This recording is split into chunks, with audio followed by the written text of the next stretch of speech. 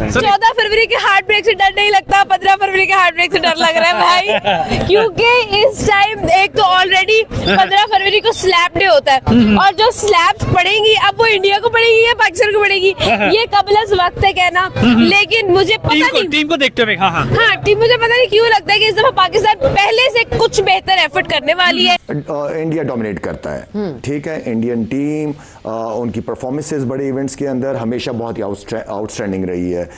यहाँ पे दोबारा मैं कहूँगा कि हमारे हर प्लेयर के पास एक और सुनहरी मौका अल्लाह ने दिए, मौके देता है वो, अवेल करना आपकी जिम्मेदारी होती है। तो मेरे ख्याल में हर प्लेयर के ऊपर रिस्पॉन्सिबिलिटी और ज़्यादा बढ़ती है, सीनियर्स के ऊपर भी, वो तो है ही है। जो यंग लड़के गए हैं उनके पास एक बहुत ज़बरदस्त मौका है। अलबत्ता पाकिस्तान की टीम लगातार यहां पर पहले भी प्रैक्टिस कर चुकी है, लेकिन बाकी टीमों के हिसाब से कर रही थी, चाहे वो यूएसए वाला मैच हो या पहले नीदरलैंड वाला मैच हो, तो पाकिस्तान टीम काफी तैयारी कर चुकी है। लेकिन आपको यह नहीं भूलना चाहिए कि प्रेमदासा स्टेडियम में पाकिस्तान पहली बार का परसों जो संडे वाला मैच है इंडिया के अगेंस्ट, वो पहली बार खेलेगा। इससे पहले पाकिस्तान सिनालिस स्पोर्ट्स क्लब में खेल रहा था। वो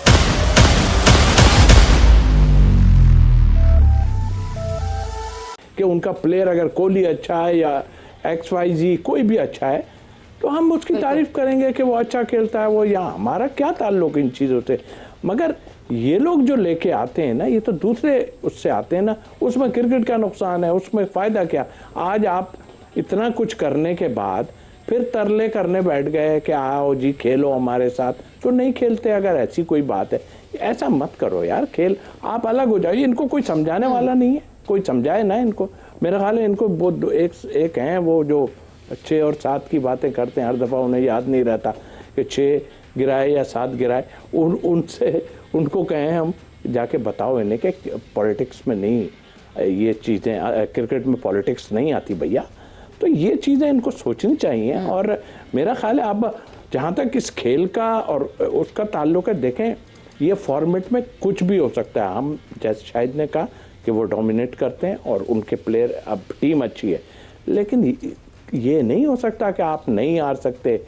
प्रेशर आप पे है अब बहुत ज़्यादा, आपने जो किया है उसका प्रेशर जाहिर है आप अपने गवर्नमेंट की भी सुन रहे हो, अपने बोर्ड की भी सुन रहे हो, तो ये भी आपने सुना होगा कि भाई आप हमसे खेल रहे हो अब, तो आप पे प्रेशर बहुत है।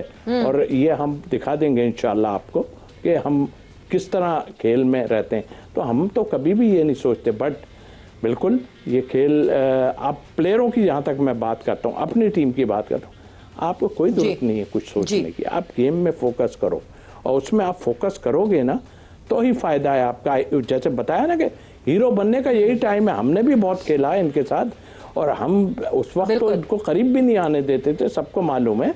तो आई थिंक मेरा ख्याल है कि हमारा फोकस हमारे प्लेयरों को उस बारे में सोचना चाहिए, नथिंग। बिल्कुल बिल्कुल, सिर्फ फोकस करना चाहिए इस बात पे कि क्या परफॉर्मेंस किस तरह की होनी चाहिए और कैसे कैसे बेहतर होना चाहिए, और क्या क्या गलतियां हमने शायद एशिया कप में की। बिकॉज 3 दफ़ा ऐसा मौका आया जहां हम आमने सामने हुए और हम नहीं जीत पाए। पहला मैच तो हमने बहुत ही बुरा खेला था, दूसरे में थोड़ी सी इंप्रूवमेंट थी, तीसरे में हम बिल्कुल आखिरी ओवर तक गए थे। तो मे बी उस चीज़ से सीखना चाहिए कि क्या क्या चीज़ें गलत हो रही थी, क्या क्या। और जो तौसीफ साहब ने बात की, ऐसा नहीं है कि इंडिया पे प्रेशर नहीं होगा, प्रेशर इंडिया पे भी ज्यादा प्रेशर होगा। बिकॉज हम तो 7-1 से हम तो हारते ही आ रहे हैं ना। हाँ, बिल्कुल ऐसी 8-1 हो जाएगा, एक और दफा हार जाएंगे, गॉड फॉरबिड। मगर अगर तो 7-2 होगा आफ्टर ऑल दिस फियास्को, तो प्रेशर उन पे भी होगा। सवेरे ये वाला मैच ना दूसरे मैचों से थोड़ा सा इम्पोर्टेंट है। ठीक है, नहीं खेल रहे, नहीं जा रहे, आ रहे हैं, खेलना पड़ेगा, ये होगा, बहुत सारी चीज़ें चली हैं। तो ये ओवरऑल ये मैच मैं इसको बहुत इंपॉर्टेंस देता हूँ हर लिहाज से। जहाँ तक गलतियों की बातें करें, बिल्कुल ठीक है, गलतियाँ हो जाती हैं, हर टीम से होती हैं। लेकिन गलतियों में से एक तो ये है कि T20 के अंदर ये है कि टीमें वही कामयाब होती हैं जो कम से कम गलतियाँ करती हैं, चाहे वो बैटिंग, बॉलिंग या फील्डिंग हो, ठीक है ना। और जो जिस वक्त की आपको मौका मिलता है किसी भी चीज़ को करने का, आपने वो राइट टाइम होता है वहाँ पे आपने डिलीवर करना ही करना होता है। गलतियाँ होती हैं ज़्यादा होती हैं बनिस्बत ऑपोजिशन, जिसकी वजह से आप हार जाते हो। कोशिश ये करनी है कि हम कम से कम गलतियां करें। कम से कम गलतियों में बहुत सारी चीज़ें, फील्डिंग हो गई, आपकी डॉट बॉल जो हम खेल जाते हैं बहुत ज़्यादा, जिससे हमें हमेशा ही नुकसान हुआ है। डॉट बॉल ज़्यादा खेल जाते हैं, बड़ी हिट मारने जाते हैं, विकेट गंवा देते हैं। ठीक है, 25-30 बॉलें खेल जाते हैं, 30-35 रन करते हैं, इनिंग को लंबा नहीं करते, बहुत गलतियां करते हैं हम लोग। ये तो शुक्र है कि हमारी बैटिंग लाइनअप नीचे तक है, 7 तक 8 तक ऐसे प्लेयर हैं कि वो लंबी शॉटें मारते हैं। तो जो मिडिल ऑर्डर का जो काम है ना, एटलीस्ट जितने भी 6-7 जनरल बैट्समैन है हमारे पास, ऑलराउंडर को हटा दें, मैं जनरल बैट्समैन की बात कर रहा हूं, 6 बैट्समैन है, 6 बैट्समैन कर लेना, ठीक है। क्या 6 बैट्समैन हमारे 15 से 16 ओवर नहीं खेल सकते? उसके बाद जो हिटर्स हैं हमारे पास, खेलने को तो बिल्कुल खेल सकते हैं। उसके बाद जो हमारे 2-3 हिटर हैं, 2 हिटर हैं जो छक्के मारते हैं, ठीक है, उनको आप आखिरी के 24 बॉलें दे दें, 20 बॉलें दे दें, कम से कम बॉलें दे दें, वो आपको वो टोटल करके दे देंगे। लेकिन जो मेन बैट्समैन है ऊपर से लेकर 6 तक, एटलीस्ट वो गेम को लेके तो चले अपने साथ। 5 तक मतलब फरहान, साइम, सलमान, बाबर और उस्मान। ठीक है। उसके बाद से शादाब, नवाज, शादाब है, नवाज है। शादाब और नवाज को अगर आप मिला लें तो एक बैट्समैन बन ही जाता है। बिल्कुल बन जाता है। शादाब माशाल्लाह बड़ी अच्छी फॉर्म में और उसके बाद फहीम अशरफ है, राना साहब जो है, मेरा मतलब और क्या चाहिए आपको? कॉन्फिडेंस वो गेज करके, सो नो एक्सक्यूज। हाँ बिल्कुल, एक्सक्यूज 101% कोई भी नहीं होनी चाहिए। अगर वो 15 फरवरी को खेलते हैं ना, फिर मुकाबला बहुत टफ होने वाला है, क्योंकि वो एक बहुत अच्छा प्लेयर है, टैलेंटेड प्लेयर है। कौन से प्लेयर को हम इंडिया के पकड़ लें तो हम जीत सकते हैं? अभिषेक को पकड़ लें, और सबसे ज्यादा ना जब हार्दिक पांड्या है ना, तो उसको पकड़ लें। अभिषेक को और हार्दिक पांड्या को पकड़ लें तो फिर हम जीत सकते हैं। जी इंशाल्लाह ताला पाकिस्तान जीत सकता है इजी। लेटेस्ट 15 फरवरी वाला जो मैच है ना, दिल थाम के बैठे और अपने ब्लड प्रेशर का चेकअप करा के, ब्लड प्रेशर, शुगर, सारी मशीनें अपने साथ रख के, पैराडोल की वो रख के, सारा कुछ आपने फिर बैठना मैच देखने। फिर तो नहीं हमारा संडे बर्बाद हो। रिस्क नहीं लेने का, रिस्क नहीं लेने का। वैसे तो संडे जो है रास ही आता हमें,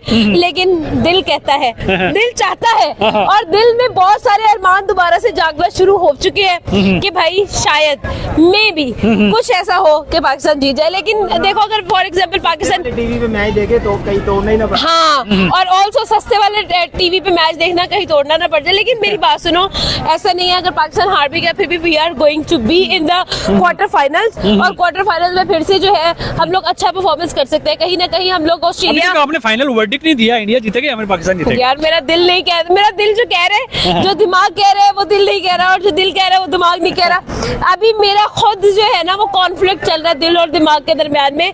दिल एक तरफ है और दिमाग और स्टैट्स एक तरफ है, but I really want Pakistan जीते। लेकिन इस वक्त पहले हम अभिषेक शर्मा को देख रहे थे, अब हम लोग ईशान किशन को भी देख रहे हैं। कौन से इंडिया के कौन से प्लेयर्स को पकड़ लें तो हम जीत सकते हैं? I think Ishan Kishan is very dangerous.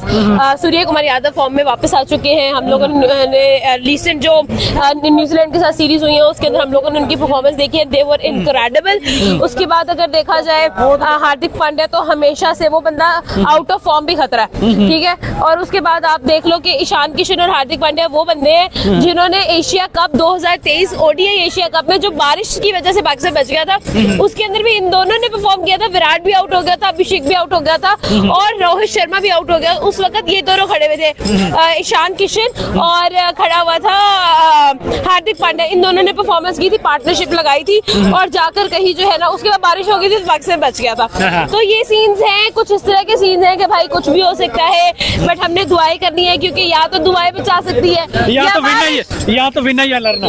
हाँ, ये तो है ही ना, फिर ये तो फिर ऑब्वियस है। देखो इस दफा रिजवान नहीं जा रहा, लेकिन रिजवान की बात आ रही है। मुझे ये बताएं, अगर इंडिया पहले बैटिंग करता है कितना स्कोर कर सकता है? टू बी ऑनेस्ट, श्रीलंका में मैचेस हैं, एंड श्रीलंका में जो है ना बैटिंग करना थोड़ा मुश्किल है, क्योंकि स्पिन ट्रैक्स होने वाले और स्पिनर्स का ज्यादा गेम है। अगर हम लोग इंडिया की तरफ देखें, इंडिया पे भी स्पिन अटैक उनका बहुत अच्छा है। और अगर दूसरी आज वरुण चक्रवर्ती को आप देख ले, कितना अच्छा उसने परफॉर्म किया, 2 ओवर्स के अंदर उसने 3 विकेट्स लिए हैं, एंड कंप्लीटली अमेजिंग परफॉर्मेंस है उसकी। 2 ओवर्स करवाए हैं, सिर्फ 7 रन उसने जो है ना वो गेन किए और 3 विकेट्स उसने लिए हैं। तो उसकी इकोनॉमी बहुत अमेजिंग चल रही है, लेकिन वो इंडिया की पिचेस पे है। अब श्रीलंका में वो कैसा परफॉर्म करता है, उनका पहला मैच होगा। फखर जमान का इंडिया के अगेंस्ट बहुत ही अच्छा है, हमेशा इंडिया के अगेंस्ट वो परफॉर्म करते हैं। अभी भी जो आखिरी मैच था, जो फाइनल खेला जा रहा था, उसमें भी जो है उन्होंने ठीक ठाक परफॉर्म किया था। कुछ लोग ये बात कर रहे हैं कि उस्मान खान बिल्कुल बेसूद साबित रहे हैं, उनकी फॉर्म बिल्कुल भी नहीं है, प्रेशर उनके ऊपर बहुत है। क्या ख्वाजा नाफे को चांस मिलेगा? कुछ इवन यहां तक भी बात कर रहे हैं कि मोहम्मद नवाज हैं, उनको क्या खिला दिया जाएगा, कुछ ये बात भी कर रहे हैं, कुछ कह रहे हैं क्या सॉरी नवाज को ड्रॉप कर दिया जाएगा, या कुछ कह रहे हैं जी फहीम को ड्रॉप कर दिया जाएगा। तो पहली बात तो आपको बता दें कि ऐसा तो कुछ खास होने जा नहीं रहा। पाकिस्तान की पहले प्लेइंग 11 पे बात कर लेते हैं, फिर इंडिया के ऊपर भी आते हैं।